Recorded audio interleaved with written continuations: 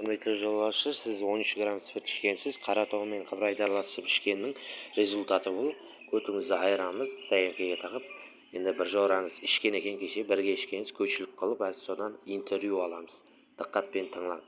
Екі жорасынан таудық. Енді бұл мында көрдіңіз бе? Енді бұдан интервью аламыз.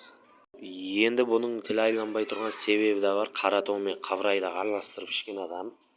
Бұған қой деп қоймады. Афадноймен кеттен көтен қысып, қай жоқ жерден. Ол айдай берді, пиздец болып. Біз не қылаймыз енді? Біз тек отырып, ішіп, жеп, құсып кететін адамдарымыз, пышқыларымыз деген.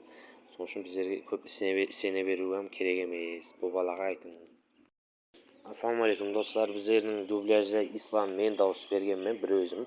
Даусымызды жақсылау әмде аппаратларды алып жаңағыдай таза қарақалпақ дубляжлардың юморлы видеоларын естуді қаласаңыз, біздерді қолдап қуатлан, комментарияға өз пікіріңізді қалдырың, ағза болың, лайк басың, тарқатың.